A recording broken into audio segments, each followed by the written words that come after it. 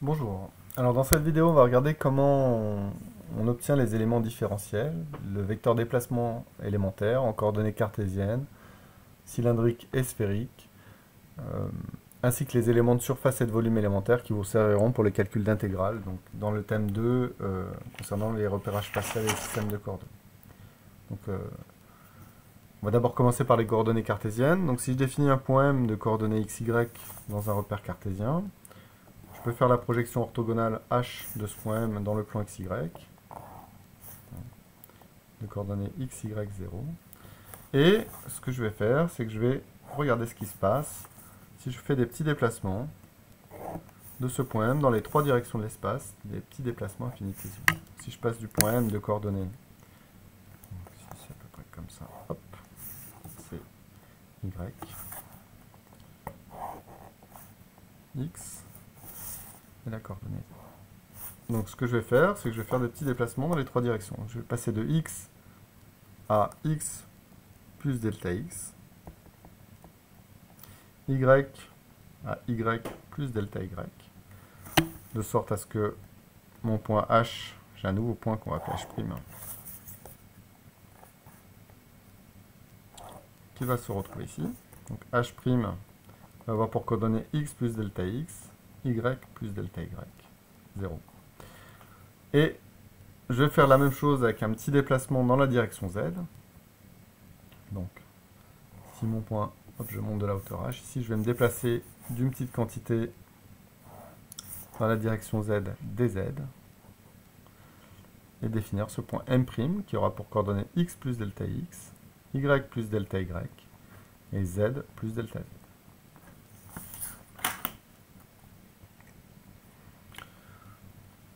Donc à partir de ce point, je vais pouvoir définir le vecteur M', qui est le vecteur déplacement de M à M'. Donc c'est ce petit vecteur-là, hop, M'. Alors comment je l'écris? J'ai la relation de Chasles, hein. C'est MO plus OM', c'est égal à moins OM plus OM'. Et donc je peux l'écrire comme X plus delta X, Y plus delta Y, Z plus delta Z, moins X, Y, Z, c'est-à-dire delta X, delta Y, delta Z. Voilà ce petit vecteur qui correspond à un déplacement si je me déplace d'une quantité delta X, delta Y et delta Z dans chacune des directions de l'espace. Ce petit vecteur, lorsque les deltas vont devenir très petits, vont tendre vers 0, eh bien, on va passer du delta à un élément dit différentiel. Donc, par exemple, dx, delta y va devenir dy, delta x va devenir dx, et delta z va devenir dz. Et je vais pouvoir définir ce qu'on va appeler le vecteur déplacement élémentaire, dl, en coordonnées cartésiennes, qui va s'écrire dx, dy, dz. Ou, si je l'écris en ligne, dx dans la direction x, dxex, plus dyey, plus dz. Donc voilà le vecteur déplacement élémentaire. Si je fais un petit zoom là, de mon point M et de mon point M', en fait j'ai balayé, si on regarde bien, je passe du point M ici au point M' ici. Donc j'ai fait mon petit déplacement delta x dans cette direction-là, puis delta y dans cette direction-là, puis dz dans la direction z, pour passer du point M au point M'.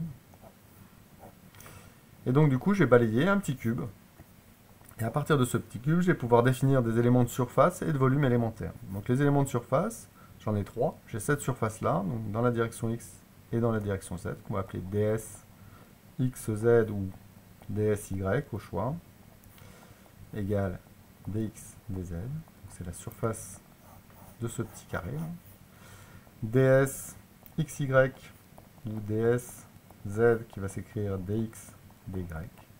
La surface qui se trouve en bas là. Et la dernière surface élémentaire que j'ai décrite quand je suis passé du point M au point M', ds yz, que je vais pouvoir écrire aussi, nommé ds x, qui va s'écrire dy dz. Donc ces petites surfaces élémentaires, c'est celles qu'on va utiliser lorsqu'on va faire des calculs d'intégrale double pour calculer des surfaces associées à un contour fermé ou un volume. Vous verrez ça dans l'exercice 6, 6.1 et 6.2 et 7 de ce TD. Voilà, donc en même titre que j'ai pu définir des petits éléments de surface, alors ils sont infinitésimaux, hein, dx et dy sont des quantités mathématiques qui tendent vers 0, hein, c'est des infinis, infiniment petits. Et donc c'est bien homogène à des surfaces, dx c'est une longueur, même si elle est infiniment petite, c'est une longueur, dz c'est une longueur aussi, ds c'est bien homogène à une surface, c'est une longueur au carré. De la même façon que j'ai défini ces trois éléments de surface élémentaires, en coordonnées cartésiennes, je peux définir un élément de volume élémentaire, dv, qui va être le volume de ce petit cube balayé quand je passe du point M au point M', c'est-à-dire ici, hein, et que je vais pouvoir écrire dx, alors le volume du cube, hein, c'est dx fois dy fois dz. Voilà pour les surfaces et volumes élémentaires en coordonnées cartésiennes. Donc je vais faire la même chose pour les coordonnées cylindriques et sphériques. Donc, pour les coordonnées cylindriques, bon, alors, je refais mon petit repérage cartésien.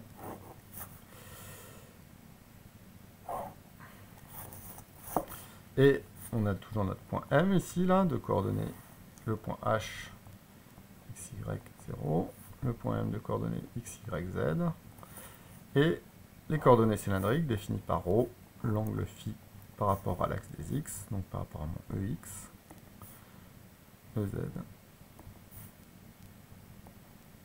et EY. Ok.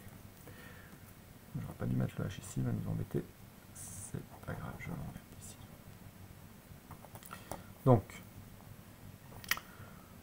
ça va être le même principe, je vais passer d'un point M à un point M', toujours en faisant un déplacement x plus dx, y plus dy, z plus dz, mais je vais regarder ce qui se passe en coordonnées sphériques lorsque je fais ce petit déplacement élémentaire. Cette fois-ci, ce petit déplacement dx, dy, dz, il va correspondre, pour ce système de coordonnées cylindriques, à un déplacement d'une certaine quantité dans la direction euro, et cette quantité, bon, je vais la grossir, on va l'appeler delta rho, dans la direction euro. Ça, on peut définir le vecteur unitaire euro, là, dans le prolongement de OH. Il se trouve ici. Donc j'ai balayé ça. Ensuite, je vais faire un déplacement dans l'autre direction perpendiculaire euro, donc suivant le vecteur unitaire E phi, et elle va correspondre, ce déplacement, à une petite variation de mon angle phi. Je vais passer de phi à phi plus delta phi. Donc je vais faire une petite variation delta phi de mon angle. Delta phi de mon angle. Alors qu'est-ce qui se passe si je fais une petite variation delta phi dans la direction phi? De combien j'ai bougé là? De quelle quantité j'ai bougé? Bien là, il faut se rappeler vous connaissez tous le périmètre d'un cercle, P c'est 2πr. Hein. Donc qu'est-ce que ça veut dire? Ça veut dire que le rapport, donc pi, hein, c'est le rapport du diamètre, du périmètre sur le diamètre du cercle, donc le tour du cercle sur le diamètre du cercle. Donc c'est cet angle qui fait tout le tour. Donc vous voyez que 2π c'est P sur R, on peut faire ça comme ça, hein. Pi c'est P sur R. Et donc, si je veux connaître, là je me suis déplacé d'un petit angle delta phi, eh bien je veux connaître cette distance parcourue sur le cercle de rayon ρ. Alors qu'est-ce que c'est cette distance parcourue sur le cercle de rayon ρ? Eh bien c'est ρ delta phi, tout simplement. Hein. Si phi égale à 2π, ben, je retrouve 2π ρ, le périmètre du cercle. Donc c'est la fraction angulaire par rapport à 2π que j'ai parcouru à une distance ρ du centre du cercle. Donc cette quantité-là, cette distance-là ici que j'ai parcourue, ben, c'est ρ d phi. Okay. Et puis, comme pour les coordonnées cartésiennes, je vais faire un petit déplacement dz dans la direction EZ. Donc j'ai fait 3 déplacements dans 3 directions de l'espace. Donc je peux définir un vecteur déplacement qui fait passer du point M au point M'. Donc tout ça, je peux le replacer ici. C'est un peu compliqué à dessiner, mais je peux définir mon vecteur MM'. Comme quoi, ben, comme un déplacement d'ρ dans la direction euro, plus un déplacement ρ d phi dans la direction de E phi, donc par là, plus un petit déplacement dz dans la direction EZ. Ça me fait penser que je viens de passer du delta au grand D, c'est pas grave. Hein. Donc mon delta, hein, il va tendre vers 0 et ça devient petit d de la même façon qu'on avait fait pour les coordonnées cartésiennes. C'est des déplacements infinitésimaux, voilà. Et ça va définir mon vecteur déplacement élémentaire, dl, qui est égal à d rho euro, plus rho d phi e phi, plus dz e z. Alors, pareil pour le... Donc, je vais faire la même chose que pour les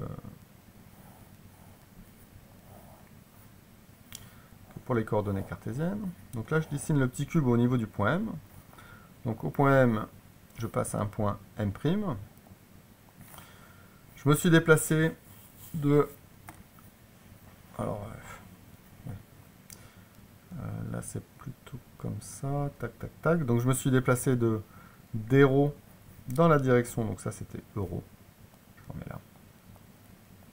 Je me suis déplacé de cette quantité ici, là, donc qui correspondait à ça, de rho d phi dans la direction E phi, et de dz dans la direction EZ. Et donc, de la même manière que pour les coordonnées cartésiennes, j'ai balayé un petit volume élémentaire et des petites surfaces élémentaires correspondant aux surfaces de ce cube. On peut définir cette surface-là, alors qu'on va appeler ds rho z, ou ds phi, qui va être égal à d rho dz. De la même manière, je vais pouvoir déterminer ds qui correspond à cette surface-là, ds phi z, qu'on va appeler aussi ds rho si vous voulez, donc ça va être rho d phi dz.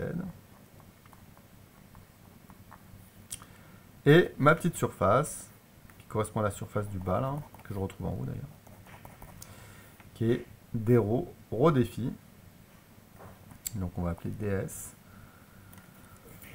rho phi, ou ds z, qui va être rho d rho d phi. Et donc j'ai bien défini trois petites surfaces élémentaires. On peut encore faire l'analyse dimensionnelle. Hein. Rho c'était une longueur, donc dz aussi. Là j'ai bien une surface. Là j'ai un angle, c'est sans dimension, mais j'ai rho qui est une longueur et dz qui est une longueur, c'est bien une surface. Et rho d rho pareil, c'est une surface, et ça c'est sans dimension, c'est un angle. De la même manière que j'ai balayé tout à l'heure un petit un petit volume élémentaire, vous voyez que je peux calculer le volume de ce cube-là, que je vais appeler dv. Et ce volume élémentaire, bah, ça va être cette distance-là, d rho, fois cette distance-là, rho d phi, fois cette distance-là, dz, qui correspond aux distances parcourues quand je suis passé du point M au point M' en coordonnées cylindriques.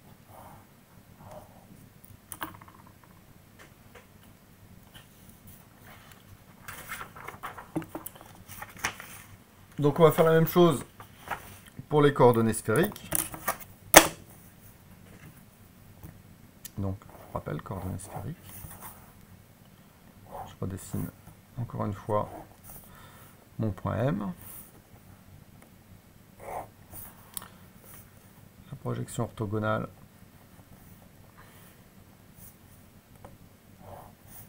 H, là j'ai ρ, là j'ai phi. Bon, x, y, je ne les remets pas. Là, j'ai l'angle cette fois-ci. Donc, si je suis en coordonnées sphériques, j'ai l'angle θ. Et je vais regarder ce qui se passe donc, quand je fais des petits déplacements. Donc, cette fois-ci, dans les trois directions de l'espace, définies par mes petits vecteurs unitaires ER, Eθ,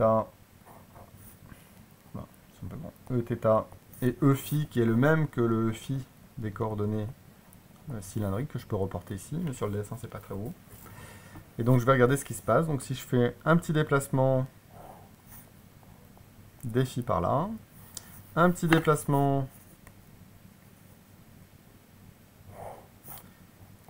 dθ par là, et un petit déplacement dr dans ma direction ER. Donc je regarde les quantités pour lesquelles je me suis déplacé, et si je fais ces trois petits déplacements, dφ, dθ et dr, je passe du point M au point M' en ayant fait ces déplacements-là. C'est difficile en 3D de les dessiner. Point M' sur la feuille. Donc je vais essayer de construire mon vecteur. Donc mon vecteur MM', qui va être le vecteur déplacement élémentaire. Il va s'écrire comment? Il va s'écrire, donc, je me suis déplacé de dr dans la direction r, donc je vais pouvoir écrire dr dans la direction r, plus, pour arriver à ce vecteur-là, il faut que je somme mon déplacement suivant Eθ. Alors là, c'est la même chose que tout à l'heure. Ici, j'ai un petit bout d'arc de cercle, finalement, avec un petit dθ à la distance r. Donc cette distance parcourue ici, ça va être r dθ.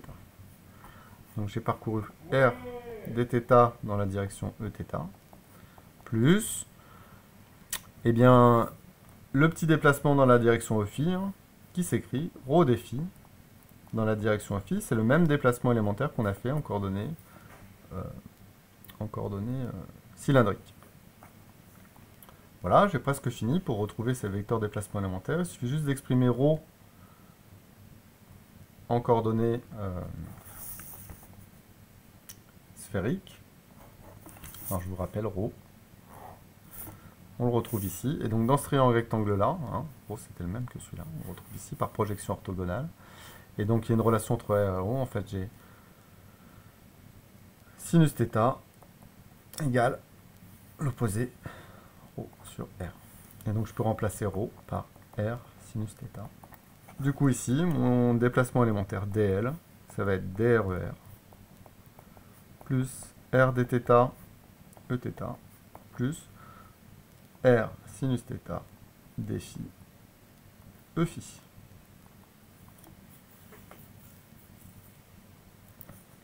Voilà, donc là c'est pareil, hein. On pourrait construire un petit cube qui nous fait passer du point, on va le faire, qui nous fait passer du point M au point M'. Un point M il est là, et mon point M' il est là. Je me suis déplacé de la quantité, alors, dr dans la direction ER, ça c'est ER, alors faut le tourner le petit cube, hein. dr dans la direction R. Dans l'autre direction, je vais déplacer d'une quantité r dθ dans la direction Eθ et d'une quantité r sinus θ dφ. Non, c'est l'inverse. R sinus θ dφ c'est dans la direction comme ça et r dθ c'est dans la direction comme ça. Donc de la même manière que tout à l'heure, je peux définir des petits éléments de surface élémentaires correspondant aux surfaces minimales de chacun des côtés de ce petit cube. Donc je peux définir ds, alors on peut regarder ici aussi, hein, ds rθ, qui va s'écrire r dr dθ. Donc ça c'est r dr dθ, donc là évidemment j'ai inversé dans r dθ, et là dans la direction c'est r sinus θ dφ. Dans la direction Eφ, ça c'est Eφ, ça c'est ER, et là j'ai la direction Eθ.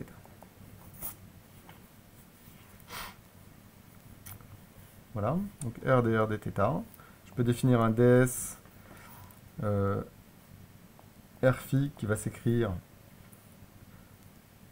r sinus θ dr dφ.